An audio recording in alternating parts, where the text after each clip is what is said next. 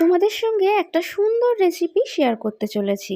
যারা sugar patient তারা কিন্তু নিঃসন্দেহে খেতে পারো, কোনো চিন্তা ভাবনা ছাড়া। মনে তো ভয় থাকে, এটা খাবো ওটা খাবো, সুগারটা যদি আবার বেড়ে যায়।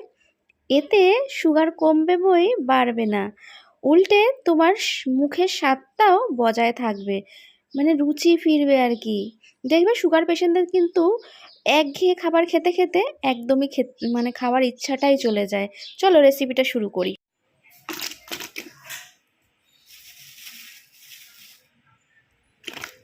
এগুলো কিন্তু একদম কচি কচি আছে, দেখো ছোট ছোট। এগুলো 2 পিস করে কেটে নেব, একদম কচি কচি। তোমাদের একটা মজার রেসিপি করে দেখাবো। খেতে কিন্তু আমাদের অনেকেরই ভালো লাগে না, তো এভাবে রান্না করলে দারুণ স্বাদ হয়। হেলদি রেসিপি একবার করে খেয়ে দেখো, আমার মনে হয় মুখে লেগে থাকবে। আর যারা খেতে পছন্দ করে না তারাও কিন্তু এটা চেটে পুটে খেয়ে নেবে। আর এটা কিন্তু সুগার পেশেন্টদেরও খাওয়া খুবই উপকারী। আজকে একদম করব আলু ছাড়া। ভেন্ডি তো আমার কাটা হয়েই গেছে, এবার মশলা রেডি করার পালা। নিয়ে নিলাম কাঁচা পাকা লঙ্কা, আর এখানে 2টো টমেটো।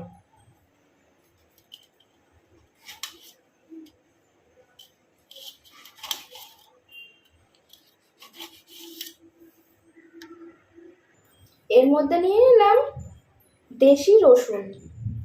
এখন কিন্তু বাজারে অনেক রকমের রসুন বিক্রি হয়, কিন্তু এরকম ছোট ছোট রসুন দেখে নিয়ে আসবে, এগুলো দেশি রসুন। দেখো এখানে আমি কি কি নিয়েছি। মশলার জন্য 2টো নিয়েছি টমেটো, একটু ছুরি দিয়ে কেটে নিয়েছি যেহেতু পেস্ট হবে। কাঁচা পাকা লঙ্কা, এখানে নিয়েছি হচ্ছে দেশি রসুন। আর এখানে নিশ্চয়ই তোমরা চিনতেই পারছো মৌরি আর কয়েকটা গোলমরিচ। আর এখানে কি নিয়েছি, এখানে নিয়েছি রাঁধুনি, অল্প পরিমাণে, বুঝতেই পারছো কতটা নিয়েছি। এখানে নিয়েছি কালো জিরে, আর আমি নেব 2টো ছোট এলাচ। আর এখানে আমার দেখো ধনে গুঁড়ো আর জিরে গুঁড়ো কড়াই রয়েছে, তার জন্য আমি আর সাদা জিরে এখানে গোটা নিলাম না, কারণ আমাদের এখানে 2 রকমের জিরে, মানে জিরে আর ধনে গুঁড়ো করা রয়েছে। আর এখানে দেওয়ার কোনো প্রয়োজন নেই, এটাকে আমি পেস্ট করে নেবো মিক্সিতে। আমি কিন্তু এই মিক্সির জারের মধ্যেই একেবারে এই জিরে গুঁড়োটা দিয়ে দিলাম, তাহলে পেস্ট হয়ে যাবে। আরও ভালোভাবে যে মশলাটা হচ্ছে সেটা আরো সুন্দর হয়ে যাবে।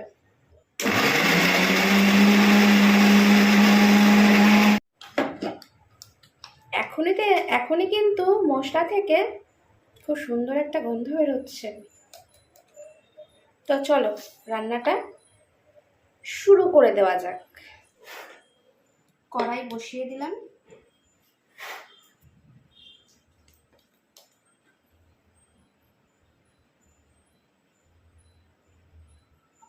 খুব বেশি তেল কিন্তু দেব না।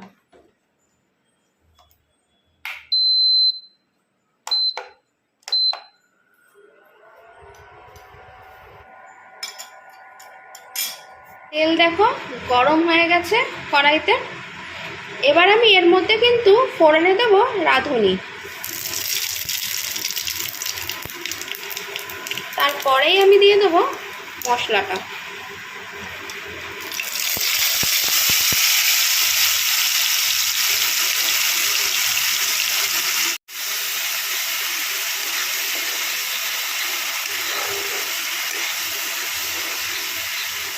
বাটিটা ধুয়ে আমি একটু জল দিয়েছি, কারণ অনেকটা মশলা লেগেছিল বাটির গায়ে।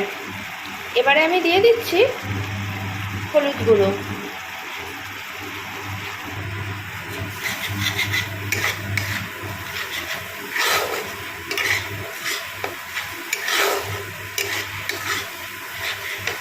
মশলা থেকে তেল ছাড়তে আরম্ভ করে দিয়েছে, মশলা কিন্তু আমার ভালোভাবে ভাজা হয়ে গেছে।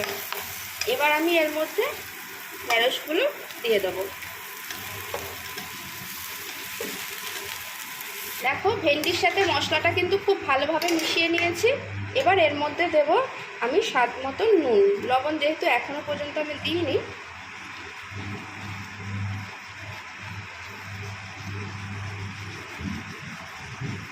আর খানিকক্ষণের জন্য আমি এটাকে একটু ঢাকা দিয়ে দেবো।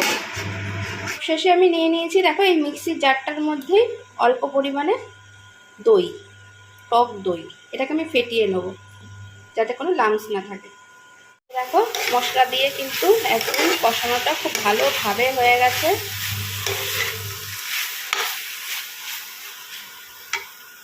আর আমি দিয়ে দেবো এই যে ফেটানো টক দইটা। একদম দেখো ক্রিমের মতন হয়ে গেছে। খেতে কিন্তু দারুণ টেস্টি হবে, বলেছি না।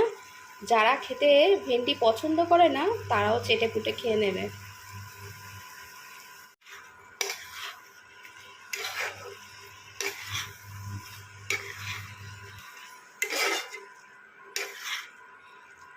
আমি কিন্তু এতে একদম এক্সট্রা কোনো জল দিইনি। এই যে যা মশলা দিয়েছি, যা ওই দেখতেই পেলে তোমরা দইটা দিয়েছি, সব এই তার থেকে যে জলটা বেরিয়েছে সেইটুকুনি। আর প্রথমে একটু মশলা ধোয়া অল্প একটু সামান্য জল দিয়েছিলাম, সে তো মশলার সঙ্গে শুকিয়ে গেছে। তারপরে কিন্তু আর একদমই জল দিইনি। এটাই একদম এরকমভাবেই একদম শুকনো শুকনো করে মাখা মাখা করে নামিয়ে নিতে হবে।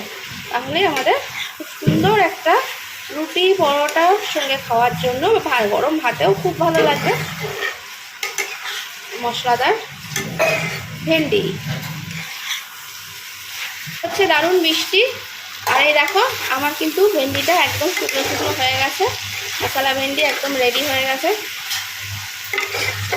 শুধু এবার গরম গরম রুটির পালা।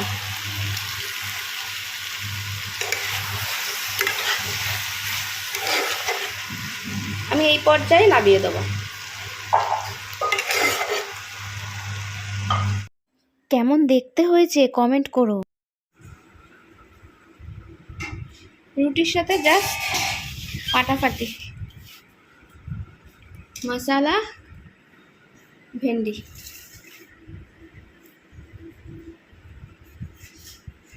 সাথে এরকম হাতে গড়া রুটি।